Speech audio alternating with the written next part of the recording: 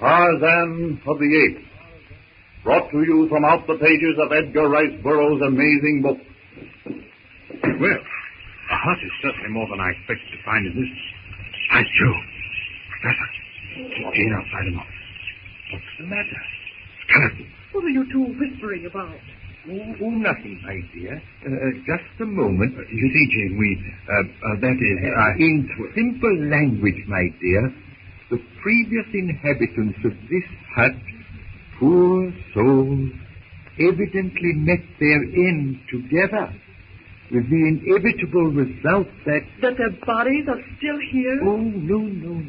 It must have been years ago. Then what you are trying to say is that there are two skeletons and... 3, to be precise. There's a baby in this crib. Oh, how terrible. Oh, the poor thing. To think of them all alone. Well, now, don't be upset. It happened a long time ago. You just sit down outside. It'll only take a few minutes. I'm not squeamish. Not after our experiences of the past few days. All right. You can put things in order. If that is, if you don't mind. Just put them where you want them. I understand. Get ready to set up housekeeping in our new home. That's the idea. As long as you can see the humorous side of things, well, I'll have no fear. Philander. Yes? What? Your attention and your advice. Delighted. Take a look at this baby skeleton. Extremely short tibia and elongated radius. A skull, Philander. Don't be so obtuse. And I see decidedly anthropoidal characteristics. Amazing. You don't suppose... Hey, you can hear. Where do you want your muffy old book? Coming, my dear. Say nothing to the others, Philander. We don't want... All right. Now, what is it, dear? You said something about books. Yes, here they are. Where do you want me to put them? Oh, yes. But I think this cupboard is as good a place as any. Well, that's where I'm going to put the canned goods, and I don't... Well, my dear, I don't think either the canned goods or the books will suffer if they are placed together. Does anyone know where that pressure lamp was put? It's getting dark. While we haven't an inexhaustible supply of fuel, still we might as well use it tonight. I think. In fact, I'm sure it's in the same box as the canned sausage. At least that would account for the remarkably strange taste of the sausage. Well, apparently you're right. Here it is. Oh, that's much better. Well, it's certainly going to be a treat to sleep for once in something like a house again. And Cecil, I'd feel much safer with the door closed. Of course. Tarzan swings himself leisurely along the upper jungle terrace. A pale moon sends streaks of shimmering silver across the waters of the bay. The swaying trees cut fantastic shadows on the spongy moss 100 feet below. Though Tarzan's body moves leisurely, his mind races.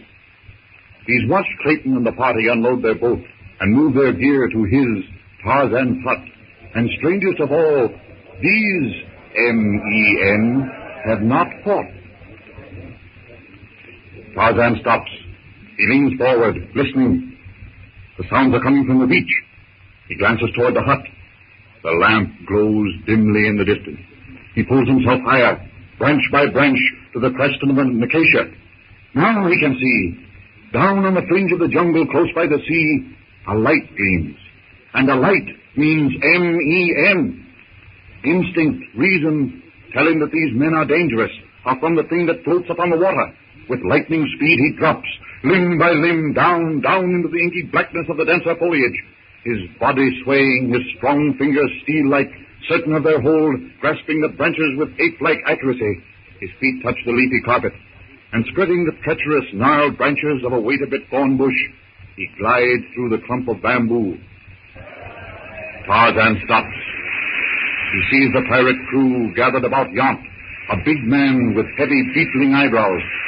The big man waves his arms and points angrily at the ground. A little man detaches himself from the group, picks up a thing like a club. The big man doubles up his fist, shakes it in the little man's face. The little man swings. The big man steps back, but too late. The club-like thing crushes the big man to the ground. You killed him, Snipes. I meant to. What's the use of the likes of him? All he could do was holler. He couldn't work. But he could navigate. Not the war about styling a bloomin' ship. Well, never mind. Let's get this treasure up. This place gives me the creeps.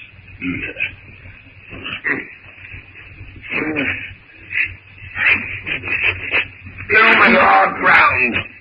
Awful what I said. Snipes, look there, through the trees. There's a light. Strike me pink appetite. That balmy old professor and his gang, eh? Now what's the matter? A ship. See her lights bearing down on our port bow. King. Yeah?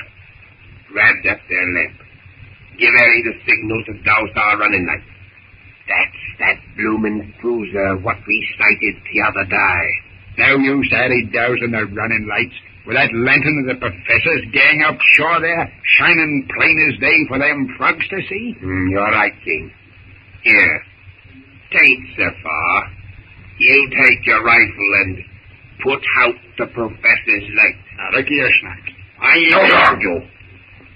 I don't care how you done it. Put out that light. Crashing through the broken twigs, stumbling over roots and vines, cursing under his breath, King starts off through the underbrush. Tarzan follows. The ape-man doesn't understand the words, but the meaning is that S-H-E is in danger. Swiftly Tarzan swings his lithe body along from tree to tree with scarcely the rippling of a leaf. He makes no sound that would betray his presence to the stumbling, cursing man below. Now he's between King the pirate and the little clearing where she is. He waits. Tense, he crouches on a low-hanging limb. From his right hand, he dangles a length of grass rope, looped at the end. King is coming. What a contrast. The clumsy sailor stumbling, crashing through the brush, while Tarzan, graceful, sleek, lord of the jungle, waits. The pirate is nearly under the tree where Tarzan crouches, ready for instant action. Now, King is under the tree. Tarzan throws his grass rope. He settles over the man's head and shoulders. The man yells. With a mighty heave, Tarzan yanks the mutineer into the air. King's arms upswing to his side. He struggles, kicks, curses. Tarzan shakes him like a terrier shakes a rat. Back and forth, back and forth. King is terrified. Is Tarzan going to kill him? Tarzan gathers the sailor into his arms. Swiftly he winds the rope around the man's body. King cannot move hand or foot. Tarzan leans the sailor against the tree. King's eyes almost start from his head when he sees the brawny, brown figure of the ape-man. Slowly, deliberately, Tarzan draws his knife from its sheath. He points to the cabin and threateningly, significantly, draws the knife across his throat.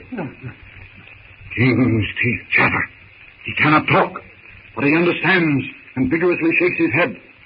Tarzan, satisfied that the man will leave the hut alone, picks him up by the scruff of the neck and tosses him across his shoulder, and without effort, grasps a vine and swings to a branch. He balances himself a mere fraction of a second, then leaps into space. To miss either footing or grip means that two bodies will go hurtling down through the crashing branches to certain death 100 feet below. But with a skill surpassing that of the great apes, his practiced hand and sure foot carry him branch after branch, vine after vine, soundlessly, swiftly, closer and closer to the pirate. He stops. He hears the ring of metal on metal, a shovel striking the treasure chest. Diving, mate. The map's all right. Here's our ruddy treasure chest, right enough. A good size, too. It's even up. Get hold of that end, Chunky. Leave now. You, Bill, grab the other corner. Lively now. Leave up, please. Oh, she won't move. Wish King was back. Must be $1 million in that. Take 4 of us, Budger. Aye, mate. That French cruiser's getting closer. We'd better dig another hole. Dump the chest in. Get aboard and blow before the cruiser leaves, too. And leave the treasure? Yes. You bet. cruiser, overalls are synthetic, it's goodbye treasure, and the yardarm for all of it. Then why move the box? That cruiser's getting too close. Don't forget, matey. This professor bloke might have another map. No, we got time. She can't see without light. Now, give all me, Artie.